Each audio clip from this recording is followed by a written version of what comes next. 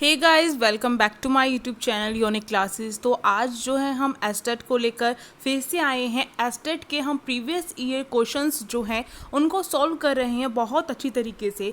और उसमें हम जो हैं किसी क्वेश्चन का केवल आंसर नहीं देख रहे हैं, क्योंकि आंसर तो आप वैसे भी देख सकते हैं, बट उस टॉपिक को लेकर पूरी उस टॉपिक की जो कॉन्सेप्ट है वो क्लियर करने वाले हैं। ठीक है, क्योंकि टॉपिक, जैसे मैं कहती हूँ, टॉपिक जो होते हैं वो इंपॉर्टेंट होते हैं, हमारे क्वेश्चन इतने इंपॉर्टेंट होते हैं, पर क्वेश्चन जो है सेम रिपीट हो जाएंगे, कई बार ऐसा हो सकता है। ठीक है, पर सारे के सारे क्वेश्चन रिपीट हो ऐसा तो नहीं है, या फिर आपको ये कहा जाए कि 50% जो है ये बोल देते हैं कि प्रीवियस ईयर को कर लो और हो जाएगा। तो 50% प्रीवियस ईयर से आता है, तो उसका मतलब ये नहीं कि 50% क्वेश्चन जो है आपके रिपीट होंगे, नहीं, आपके टॉपिक रिपीट होंगे। और वो मोस्ट इंपॉर्टेंट टॉपिक जो है, टॉपिक के भी अंदर सब टॉपिक जो होते हैं वो आपको कवर करने हैं।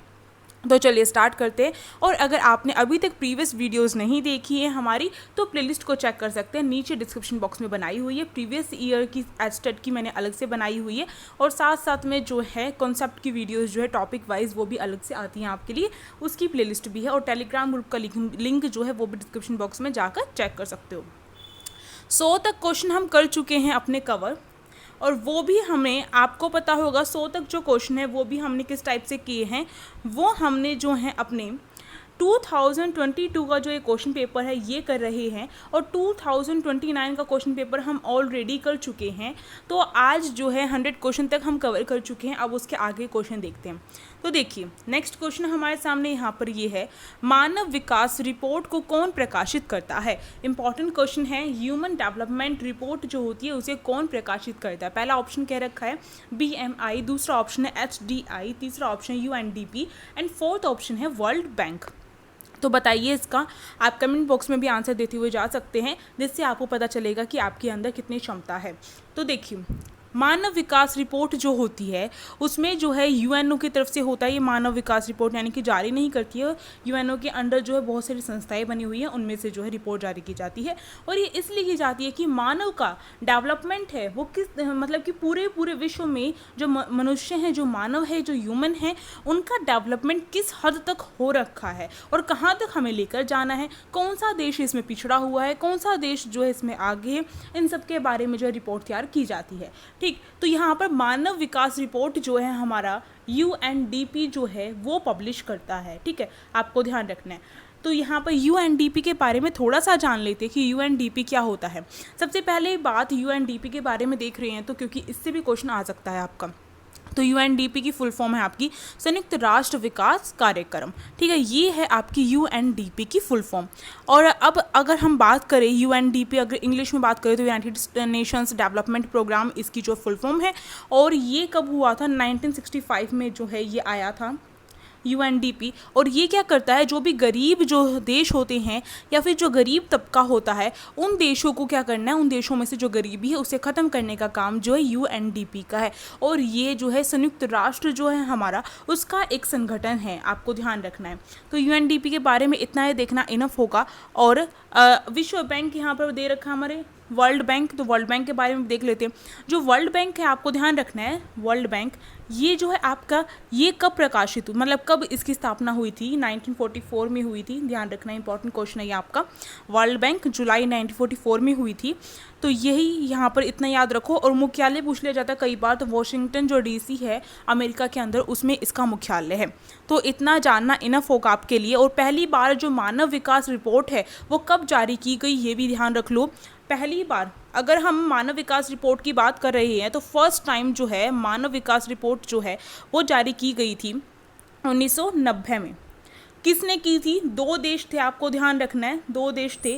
पाकिस्तान का था एक व्यक्ति, और एक थे हमारे इंडिया के, आपको ध्यान रखना है, इन दोनों ने मिलकर की थी। पाकिस्तान के कौन थे, अर्थशास्त्री थे ये दोनों के दोनों। पाकिस्तान के जो अर्थशास्त्री थे उनका नाम था महबूब उल हक, और भारत के जो अर्थशास्त्री थे वो हैं, उन्हें नोबेल प्राइज़ भी मिला हुआ है इसको लेकर।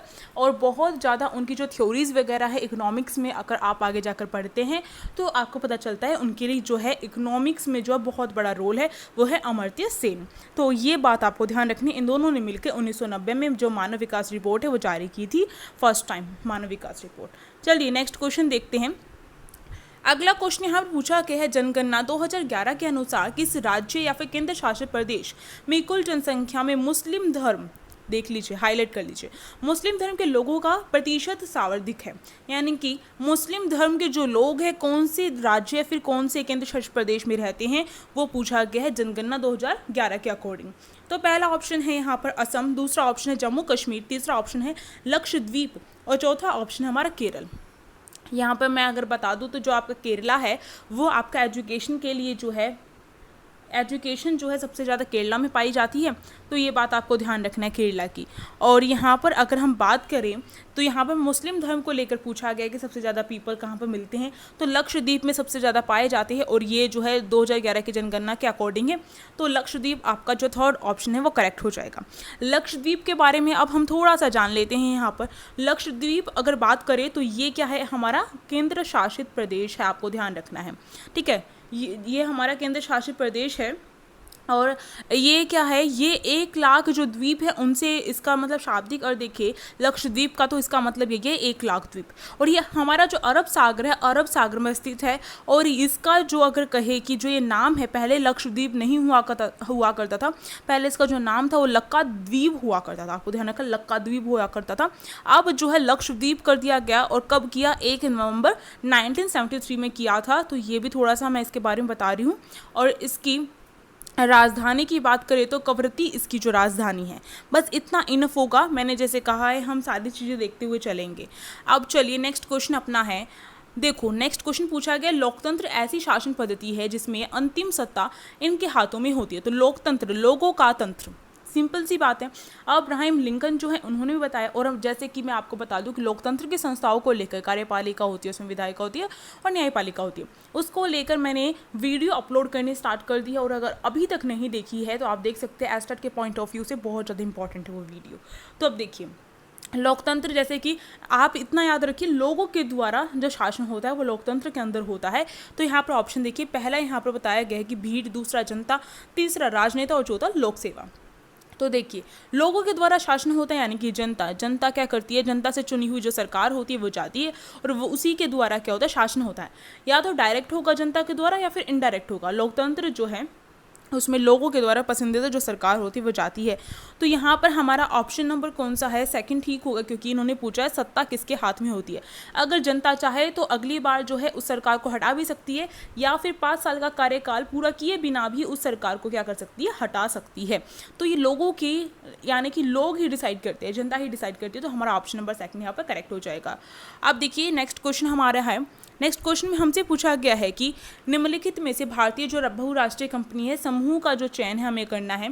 तो जो भारतीय बहुराष्ट्रीय कंपनी होती है, सबसे पहली बात तो बहुराष्ट्रीय कंपनी क्या होती है यही जान लेते हैं। बहुराष्ट्रीय कंपनी यानी कि MNCs, तो ये क्या है, जब जो कंपनी होती है, जब वह 2 या 2 से अधिक जो देश होते हैं उनमें अगर वह अपना बिजनेस करती है, व्यवसाय करती है, तो वो जो है बहुराष्ट्रीय कंपनी होती है। आपको ये बात ध्यान रखनी है। पर जो इसका मेन आप ये ध्यान रखनी है, ऐसा नहीं है कि व्यापार कर रहा है कोई दूसरे देशों में तो इसका मतलब वो बहुराष्ट्रीय कंपनी बन जाएगी, नहीं। उसके बहुत सारे जो मुख्यालय होते हैं और जो केंद्रीय मुख्यालय होता है, जो केंद्रीय कार्यालय होता है उसका, वो कहाँ पर होगा, वो उस देश में होगा जिस देश की वो कंपनी होगी। जैसे भारत की कोई कंपनी है बहुराष्ट्रीय कंपनी, तो उसका जो केंद्रीय मुख्यालय होगा वो कहाँ पर होगा, भारत के अंदर होगा। और बाकी देशों में भी वो क्या कर रही है, अपना मुख्यालय स्थापित कर सकती है, अपनी एजेंसियां बना सकती है। तो ये होती है बहुराष्ट्रीय कंपनी। अब देखिए यहाँ पर पूछा गया भारतीय बहुराष्ट्रीय कंपनी कौन सी है। तो अगर यहाँ पर जो ऑप्शन दिए गए हैं इसमें से हम जो है भारत की बहुराष्ट्रीय कंपनी जो है उसे निकाल दें तो हमारा आंसर निकल जाएगा। या फिर दूसरा ऑप्शन हमारे पास ये है कि हम क्या कर सकते हो कि 3 ऑप्शन के सेट दे रखे हैं, यानी कि इसमें से एक जो ऑप्शन है वो आपका गलत है। तो इसका मतलब जो गलत है यानी कि जो भारत की बहुराष्ट्रीय कंपनी नहीं है उसे बाहर निकाल दे तो आपका आंसर मिल जाएगा। तो फर्स्ट ऑप्शन यहाँ पर जो है ये देख लीजिए इन्फोसिस, तीसरा सन फार्मा, और यहाँ पर जो सेकेंड दे रखा था, और तीसरा जो है टाटा मोटर्स, और फोर्थ जो है फोर्ड। तो अब बताइए कौन सा नहीं है। तो देखिए जो फोर्ड है वो आपकी भारतीय जो बहुराष्ट्रीय कंपनी है वो नहीं है, ये अमेरिका की है, आपको ये ध्यान रखना है। और बाकी की सारी जो हैं आपकी, ये सारी की सारी जो हैं आपकी जो ये भारतीय बहुराष्ट्रीय कंपनियां हैं ABC। तो यहाँ पर ABC के अकॉर्डिंग हमारा फोर्थ वाला ऑप्शन यहाँ पर करेक्ट हो जाएगा। अब नेक्स्ट क्वेश्चन देखते हैं। अगला क्वेश्चन यहाँ पर हमसे पूछा गया है, शीत ऋतु में पश्चिम हिमालय जो होता है, पश्चिमी हिमालय में अधिकतर वर्षा होती है। तो इसको पूछा गया है कि किस तरीके का मानसून होता है वहाँ पर। पहला है दक्षिण पश्चिमी मानसून से, दूसरा है दक्षिणी पूर्वी मानसून से, तीसरा ऑप्शन है पश्चिमी विक्षोभों से, और चौथे यहाँ पर है संवहनी वर्षा से। तो पश्चिमी विक्षोभों से होता है, तो ऑप्शन नंबर अपना जो थर्ड होगा वो यहाँ पर करेक्ट हो जाएगा। नेक्स्ट क्वेश्चन देखो, नेक्स्ट क्वेश्चन पे हमसे पूछा गया है, तारकुंडे समिति 1975 का संबंध था। तो तारकुंडे जो समिति है उसका संबंध किससे था, और तारकुंडे समिति के साइड में 1975 लिखा गया है। तो देखिए, पहला ऑप्शन दे रखा है समावेशी विकास से, दूसरा है आर्थिक सुधारों से, तीसरा है कृषि सुधारों से, और चौथा ऑप्शन है यहाँ पर निर्वाचन सुधारों से। तारकुंडे जो समिति थी वो कब बनाई गई थी, आपको ध्यान रखना है। तारकुंडे जो समिति थी वो 1974 में जो है वो एक तरीके से जो है बनाई गई थी, और वो किसको लेकर बनाई गई थी, वो बनाई गई थी चुनावों को लेकर। चुनावों के बारे में जो है, चुनाव जो सुधार वगैरह हैं उनको लेकर बनाई गई थी कि वो किस तरीके से हैं उसके बारे में अध्ययन करना है। चुनावों में जो सुधार के लिए जो भी चीज़ें हो रही थी तो उसको अध्ययन करना है और फिर उसकी रिपोर्ट जारी करनी थी इस समिति को। तो ये जो है JP नारायण जो है, हमारे जयप्रकाश नारायण जो है, उन्होंने इसकी अध्यक्षता की थी, आपको ध्यान रखना है। और 1975 में जो है इसने तारकुंडे समिति ने अपने जो रिपोर्ट है वो जारी की थी। आपको ये भी बात ध्यान रखनी है, कब रिपोर्ट जारी की थी, 1975 में की थी। इसकी एक सिफारिश ये भी थी कि जो मतदान है उसमें क्या होना चाहिए, उसमें न्यूनतम जो उम्र है मतदान की, यानी कि जो मिनिमम जो एज रखी जाए वो 18 ईयर्स रखनी चाहिए। और बाद में जाकर इसको अपना भी लिया गया था। कब अपनाया था, 18 साल की उम्र कब अपनाई गई थी, 1988 में जो संविधान का 61वां संविधान संशोधन हुआ था, 61वां, उसमें जो है 18 साल की जो उम्र है वो कर दी गई थी न्यूनतम, किसके लिए, चुनावों के लिए। तो ये समिति बनी थी इलेक्शन के लिए, आपको ध्यान रखना, चुनावों के लिए। तो फोर्थ ऑप्शन अपना करेक्ट हो जाएगा, और बाकी इंफॉर्मेशन मैंने आपको इसके बारे में दे दी है। अब देखिए, नेक्स्ट क्वेश्चन हमारा यहाँ पर पूछा गया है हमसे, फ्रांस की क्रांति की निम्नलिखित घटनाओं को कालक्रम अनुसार जो व्यवस्थित करना है हमें सही रूप से। तो देखो, यहाँ पर पहला दे रखा है बास्तील का पतन, दूसरा है यहाँ पर राष्ट्रीय असेंबली का गठन, तीसरा ऑप्शन है फ्रांसीसी गणराज्य का गठन, और चौथा ऑप्शन है मानव के अधिकारों की घोषणा। तो यहाँ पर आप देख सकते हैं कि आपको क्या करना है, NCERT बहुत अच्छे से कवर करनी है, 6 to 10th की तो करनी ही करनी है, और इकोनॉमिक्स में तो आपको जो है 12th तक के लेवल की भी करनी पड़ेगी। और सब कुछ हमारे YouTube चैनल पर आपको प्रोवाइड करवाया जाएगा।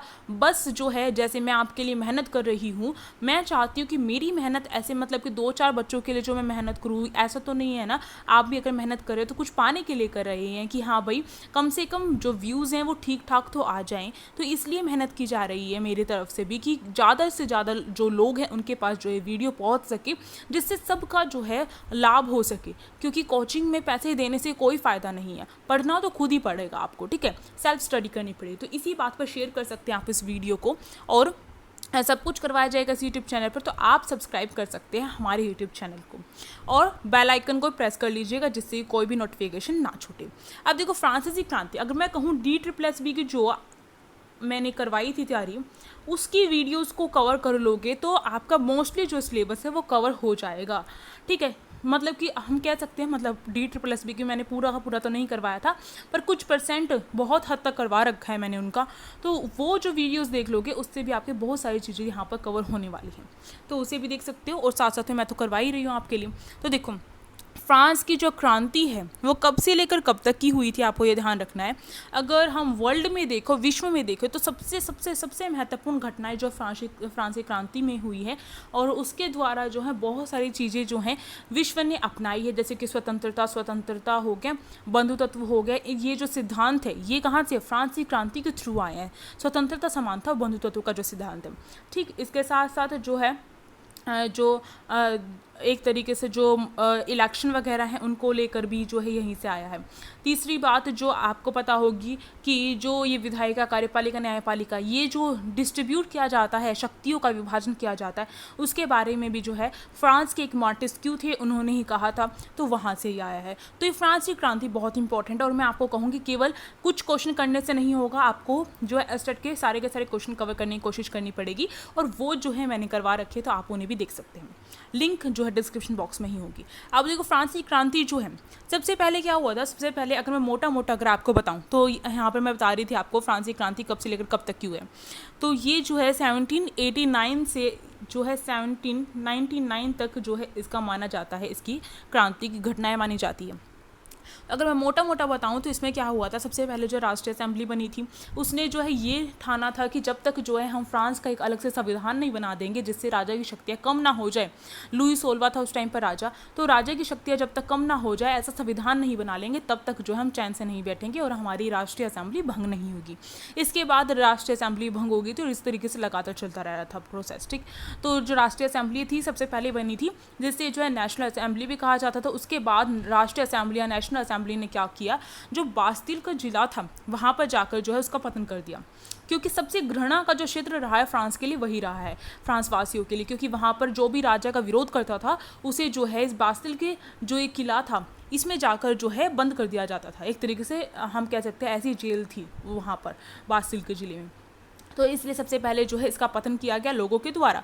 तो ये जो है इसके बाद क्या हुआ, इसके बाद हम देखिए तो जो फ्रांस की जो जनता है उसने मानव अधिकार को लेकर भी जो है आवाज़ उठानी स्टार्ट की, ठीक। और इसमें जो है पहले लोगों को वोट देने का अधिकार नहीं था, फिर जो है केवल पुरुषों को वोट देने का अधिकार स्टार्ट हुआ, तो वोट देने का अधिकार आया, किस तरीके से वोट हो इसके बारे में और किस तरीके से शक्ति विभाजन हो, ये सारी चीज़ें होती जा गई।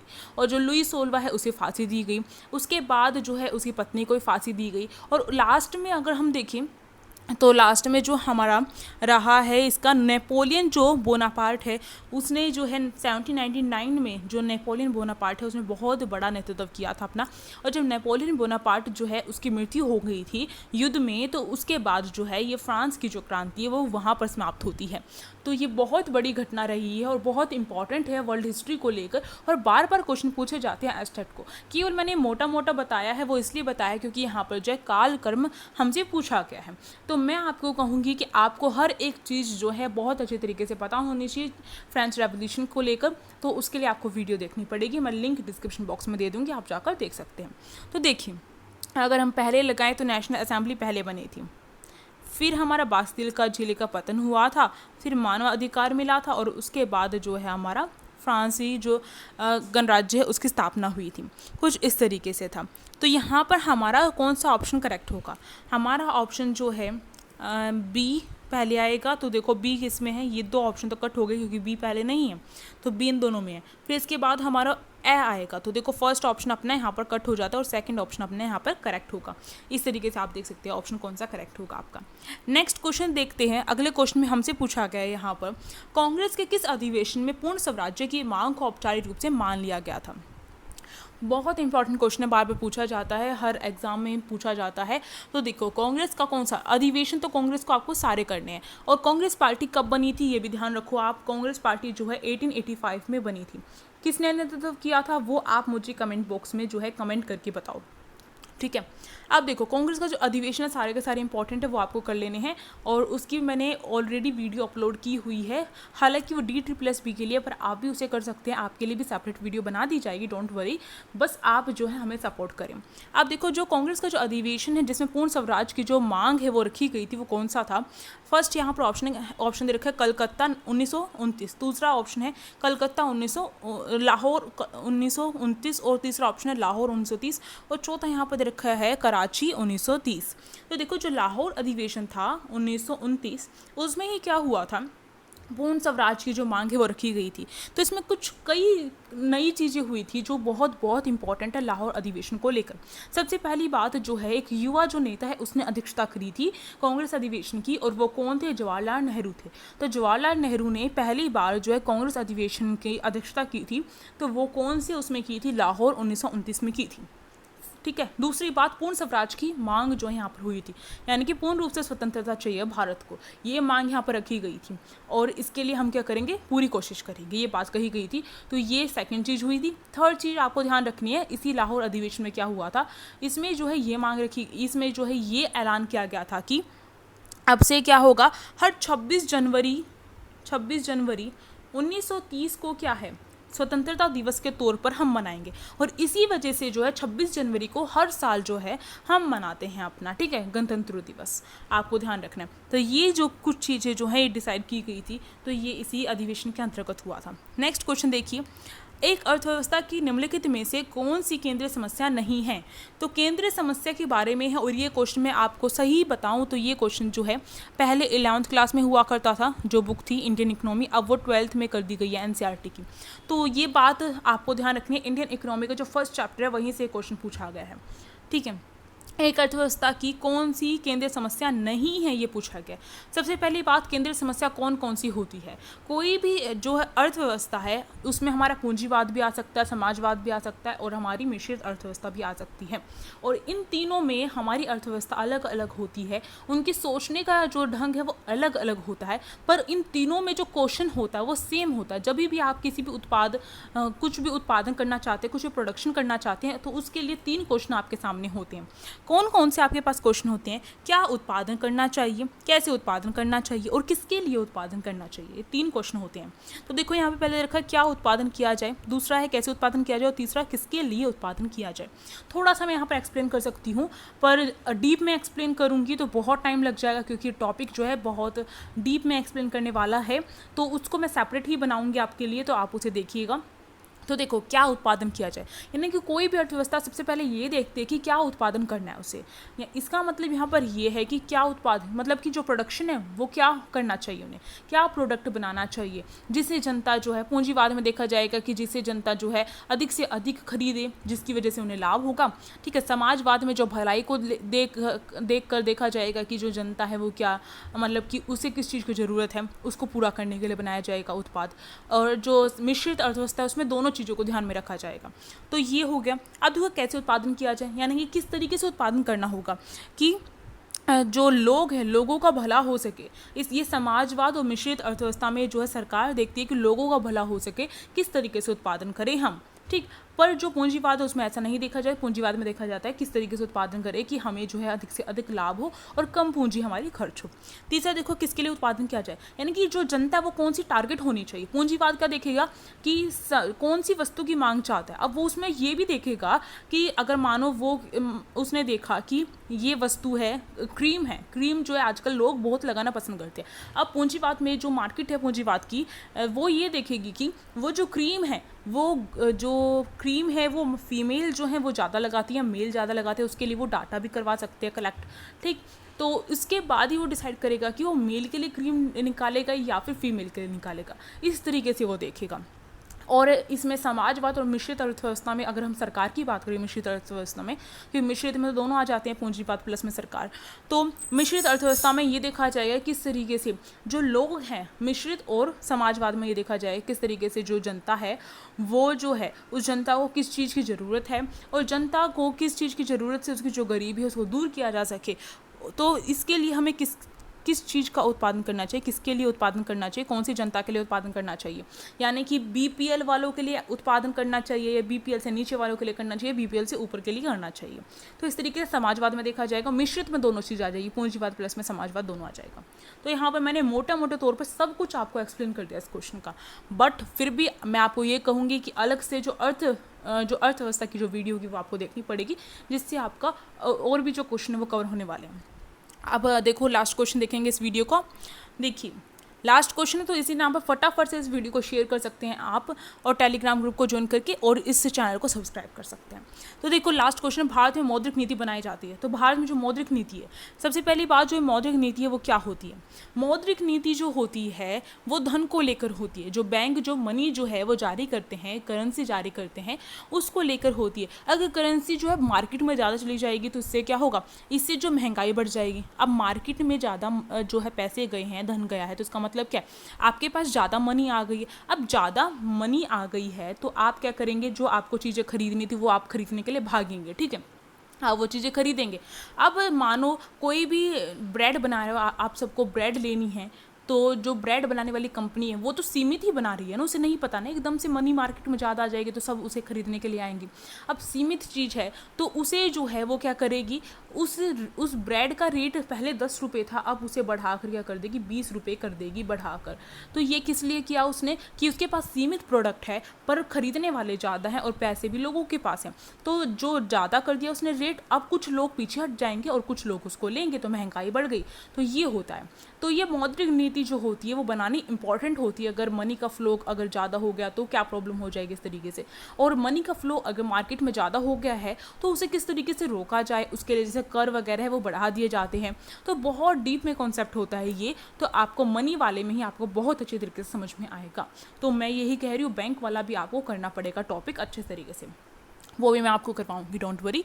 अब देखो यहाँ पर हमसे जो पूछा गया है, मौद्रिक नीति जो है बनाई जाती है, किसके द्वारा बनाई जाती है? पहला है केंद्र सरकार द्वारा, दूसरा ऑप्शन है भारत के औद्योगिक वित्तीय निगम द्वारा, तीसरा है भारतीय रिजर्व बैंक के द्वारा, और चौथा है भारतीय औद्योगिक विकास द्वारा।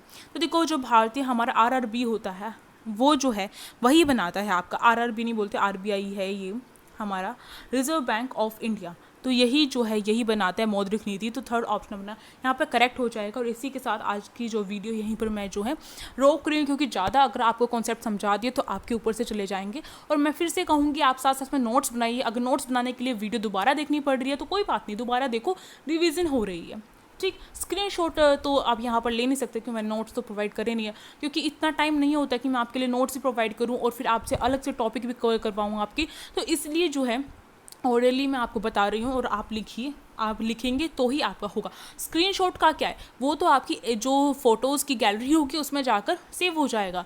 अब आप देखें ना देखें आपकी मर्जी, बट आपके हाथ में कुछ लिखा है उसे याद रहेगा। तो इसलिए मैं कहती हूँ नोट्स प्रिपेयर करिए, अपने खुद के नोट्स बनाइए, ठीक। आप जो है हम नेक्स्ट क्लास में मिलेंगे, तब तक के लिए आप क्या करिए, चैनल को सब्सक्राइब करके रखिए, वीडियो को लाइक कर दीजिए, इसको कमेंट बॉक्स में कमेंट करके एक छोटी सी मुझे मोटिवेट कर सकते हैं आप सभी। And thank you for watching this video.